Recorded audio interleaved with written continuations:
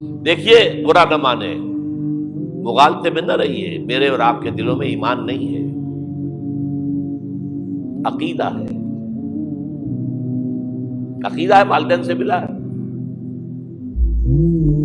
یقین والا ایمان کہاں ہے؟ اپنے گریبان میں جھانکیے، اللہ آپ کو توفیق دے۔ کیا مجھے واقعی یقین ہے کہ مجھے مرنے کے بعد جی اٹھنا ہے؟ کیا مجھے یہ واقعی یقین ہے کہ اصل زندگی آخرت کی زندگی ہے؟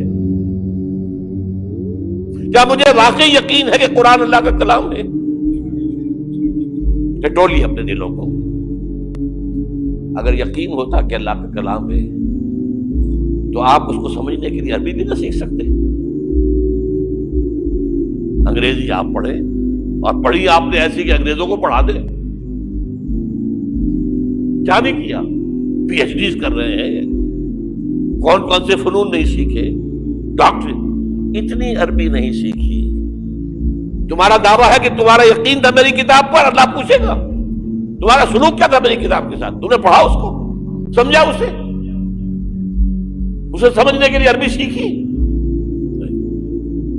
تو تم جھوٹ بول رہے ہو، تمہارا کوئی ایمان نہیں تھا میری کتاب۔ ما آمن بالقرآن من استحل محارمہ، جنہوں نے سود کو اپنے پورے نظام کی جڑ بنیاد بنایا ہو، ان کا ایمان کوئی ہے اللہ پر؟ حضور فرماتے ہیں کہ جس شخص نے حرام کسی شے کو اپنے لیے حلال کر لیا، اس کا کوئی ایمان نہیں۔ دوبارہ آج بھی کرنا ہے تو دوبارہ ایمان پیدا کرنا ہوگا، ایمان، عقیدہ نہیں، ایمان۔ صرف لپ سروس نہیں، اقرار باللسان نہیں، تصدیق بالقلب۔